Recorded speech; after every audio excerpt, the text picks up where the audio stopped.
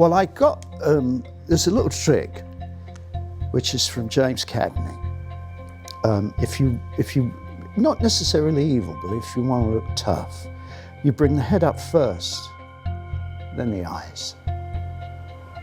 What a fantastic tip, but it's much more than that. There's a lot more that we can get from that than just the little tip itself. And the biggest tip that we can get is that the actor who is considered by his peers to be the preeminent actor of his generation steals things from other actors. And if Gary Oldman can steal things from James Cagney, we can steal things from Gary Oldman. So in this video, that's exactly what we're going to do. We're going to go through some of the best tips that Gary Oldman has ever given, but we're going to drill down into them and see what else they can tell us apart from the surface detail. And in fact, there is one of them that I strongly disagree with. Can you imagine? But it's going to be interesting to find out what you think about that. So let's look at that first tip or trick from James Cagney via Gary Oldman. If you want to look tough, it's raising your eyes last. Good fun. Who knows? Does it work? What do you think? Try it at home. But it's a great tip. And here's the thing. The several things that tells us is that, one, Gary Oldman borrows from other actors. Two, the tip itself. And three, it illustrates that screen acting is about a succession of little vignettes. If you're acting on stage, it's the whole evening. You occupy the character through the whole play, 2 hours, 2.5 hours, whatever it is. But on film, you just do little short bits. And I want you to recognise that. Your job is to fully illustrate that short scene that you're portraying at any given time. And it really doesn't matter which tool in your toolkit you use to achieve that. It can be Stanislavski, it can be Meisner, it can be practical aesthetics, it can be literal mimicry and doing something that you've seen somebody else do effectively. Now, I'm not suggesting that you copy other actors, you're not an impressionist, but you can use those tricks to help you manufacture a great performance. Gary Oldman is without doubt a master of the craft. The range of the roles he's played brilliantly is amazing. He's played a vampire, a wizard, an assassin, a prime minister, a spy, a drug dealer, a gay playwright, a punk rocker. But what we're going to learn in this video is behind them is a simple set of tools that he uses. It doesn't matter as long as the end result moves the audience in the right way. And Gary Oldman proves that with every part that he plays. But before Batman, before the Oscar, before any of it, Gary Oldman auditioned for the Royal Academy of Dramatic Art, RADA, which is one of the top drama schools in the world. But he didn't get in, and it wasn't a gentle rejection. The panel told him to consider another career. Yes, I tried RADA, and it was awful audition, and there was a panel of 3, and a woman who was in a sort of tweed suit with a sort of long sort of cigarette, who just sort of said, well, I would think about to consider something else to do for a living, darling.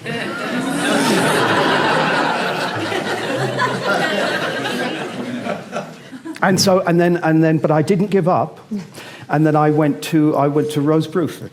Now that tells us something absolutely critical about Oldman's success. Okay, you might want to look at when this video is finished, watch our video about in fact, I'll leave a link to it at the end, about the reason that 95% of actors fail.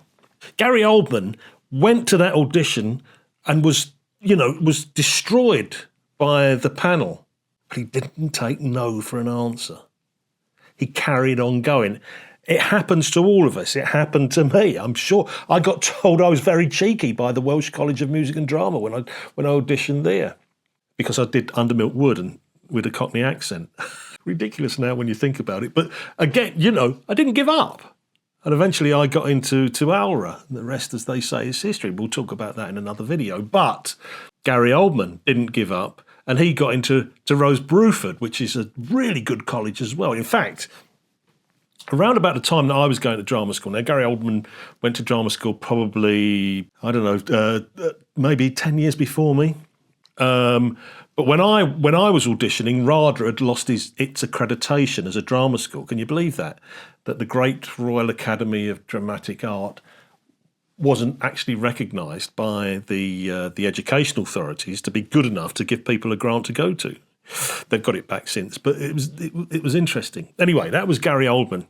Got rejected, didn't give up. And we're going to come back to that point because that contradicts something that he says that we're going to come to later on. And I'm going to come back to that point. So the lesson that we can learn from that clip is about the tenacity that you need as an actor. You need to believe in yourself. Don't listen to what other people are going to say. Don't believe that you're brilliant. Believe that you've got to work hard, but don't believe that someone else can dictate what your career is going to be like, because they can't. It's up to you. I don't know where I've got the energy from, because when I did Prick Up Your Ears, I was in rep at the Royal Shakespeare Company, and I had about 5 plays in my head, and I was doing Joe Alton in the day. So you would go early at 6:30, 7 o'clock, and I would shoot with Stephen until 5, and then I would get in the car and go to the Barbican and try and remember what play I was in. Do you remember what play you were in? I did. Didn't always know what side to come on, but I did remember, yes. It's all about that, you know. He worked really hard. I mean, really hard. Getting up to be on set at 7 o'clock in the morning means that you've got to be awake at 4 probably, and then going through and doing a show in the evening, which means that you don't get home till 1. I mean, really, really, really working hard. So, you know, what we've established there is that he doesn't take no for an answer, and he really, really, really works hard. It reminds me of that saying. I can't quite remember now who said it. Maybe was it a golfer? Was it Gary Player or someone who said that the harder I work, the luckier I get? And Gary Oldman is proof of that. And again, we're building up to something here. They live through you. I don't express myself with a piano or a violin. I'm, you know, the instrument. And so if you see Dracula crying, that's Gary crying. So, you know, that's so important. This is pretty much pure practical aesthetics. Okay, we're going to cover that in a lot of detail later on. So stick around, subscribe, like, hype, all of that sort of stuff. But what you've got to remember from what Gary Oldman has just said there is that you are always you as an actor. You know, you're not Count Dracula. And if you think you're Count Dracula, you need to go and see a doctor. Do you know what I mean? You've got to use you. You are your own instrument. So, you know, that's a critical thing to learn. It's a bit more complicated than I want to go into in too much detail now. But as I say, we will cover it in a later video. But remember, don't try to be King Henry V if you're playing Henry V. You know, don't try to be, I don't know, Anne of Green Gables if you're playing Anne of Green Gables. You can't be. Be you, but then layer what the character is going through onto your own instrument. Faking it never works on camera, ever, because it's rubbish. Whereas actually, if it's you, genuinely you, being that person, being Dracula, being Winston Churchill, being a drug dealer that thinks he's black, you know, whatever it is, it's still you. That's a really important thing to remember. Don't let anybody tell you any different. That leads us on to one of the most detailed, most repeatable techniques that we're going to talk about. And it comes from the story that he tells about playing Drexl in True Romance. And he's a white guy who thinks he's black. And I said, okay, I'll do it. And then, so I shook his hand. We did the deal. And then I just went away, and I worked with a sound guy on the last movie I did, who had hair just like this. And I thought, well, maybe dreadlocks, you know, like a white guy's like try to dread his hair. I had this lens and this scar and the teeth, and I just kind of put it all together. You know, he could have rejected it, and he said it's too much, or lose the eye, or the teeth are good. But anyway, I think yesterday was the first day, I think. And he just looked at me and said, yep, great. Physical details first, character second. York. And we were filming in, I think is it Williamsburg? Yeah, in Queens or Brooklyn? Yeah, I'm not sure. And I had the campers, the trailers were out on the street, and there were these black guys hanging out. And I heard this voice, and I thought, yeah, that's the guy. So I had a tape recorder. And I said to him, yo, come here. And I took him into my trailer, and I said, do you mind if I tape your voice? So I taped his voice, and then I just wear headphones, and I just listen to it, and, you know. And then I'm working with these great guys, so, you know, you're hearing the rhythms, and, you know.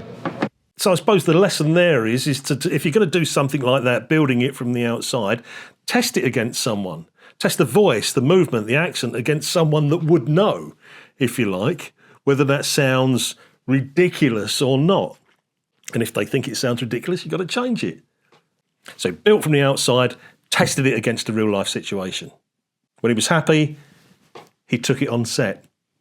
For JFK, playing Lee Harvey Oswald, the director Oliver Stone didn't give Gary Oldman a character breakdown. He sent him to Dallas and to New Orleans to find and interview people who had actually known Lee Harvey Oswald, including his wife Maria. Now, this is really interesting because when you're playing a real life character, your first introduction to them really is in stories, in newspapers, in, you know, now Wikipedia page or whatever, anything like that. And it's all a bit two-dimensional. It's all a bit black and white. They become a monster. They become something, as I say, probably not even two-dimensional, one-dimensional. I remember I played Tony Lambrianou in a play about the Cray twins, and who were London gangsters in the 60s. And I actually got to meet Tony, who was one of their henchmen, before doing this. And I met a lot of that gang. They were sort of, you might call them wise guys and that type of thing. And you discover actually so much more by doing research and meeting people in real life. Now, in the film JFK's case, obviously Gary Oldman couldn't meet Lee Harvey Oswald because he was dead. He'd been shot. But he met his wife, he met people that had spoken to him, and all sorts of things like this to do his research. And what he discovered was that actually he could build up a three-dimensional character of everything that this guy was about, not just the black and white reports from newspapers, etc., etc., etc. So when you're researching somebody that's real, go past the obvious source. Yeah, go past the Wikipedia page, go past anything like that, and try and find some reality, because the contradiction between what the public perception is about this person and what the people who knew that person is, that's where the performance lies. That's where you can find something that's really interesting to play with. So he would say, when you're building a character, whether it's even for a self-tape or an audition, ask yourself, what room are they in that they weren't built for? Why don't they belong there? It's a really interesting trick that can manifest some brilliant tension in the scene. By the time that Gary Oldman was cast as George Smiley in Tinker Tailor Soldier Spy, there was already another iconic performance of that character recorded on film. Sir Alec Guinness's version. Again, never, ever, ever copy someone else. Really just ignore another actor's performance if you're playing something that somebody else has done before. If you're doing a well-known monologue as an audition piece, the last thing that you should be doing is looking at what another actor has done with it. Go back and find your own truth in the role using the techniques that we talk about all the time. Don't copy somebody else. And when you do that, you can create a performance that is brilliant and original and can hold its own next to the performance that is already considered to be iconic. Whereas if you copied that, you'd just be a pale imitation. The secret to it is there is none. I think luck plays a huge part. So I want to stop it there. And this is the point that I really disagree with Gary Oldman on. I think that, he is being magnanimous in saying how lucky he was. I don't believe that luck has anything to do with it. I really don't. And I mean, you can let me know in the comments if you think that luck has anything to do with it, please, because, I know a lot of people do, but I believe that, all the things that we've spoken about, the fact that he didn't take no for an answer, the fact that he was working crazily hard, the fact that he made his own characters every single time, that was the thing that gave him luck. The harder I work, the luckier I get. You need to remember that. Here's some advice for younger actors, and I want you to think of this as being not younger in age. I want you to think of it as being younger in their careers, regardless of what their age is. It's by power of example. When I arrive on the set, I've done my homework and I'm ready to work. And I've noticed occasionally there are people that think they're a little lazy and that they can wing it. You've got to be incredibly talented to be able to wing it, But that would be my advice to people. Just be early and ready to work.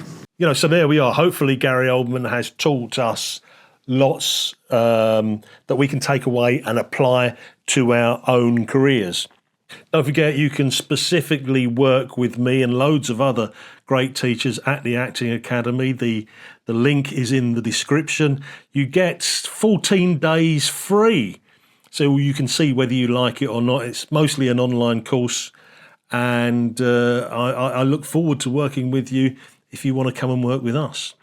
I mentioned earlier on about how important it is to learn to deal with rejection, and here is a video that I made about it. I think you'll really enjoy it. If you've watched that already, this is a video that YouTube thinks you should watch next. I hope you'll enjoy both of them. My name's Mark Pegg, this is the Acting Academy, and I'll see you next week.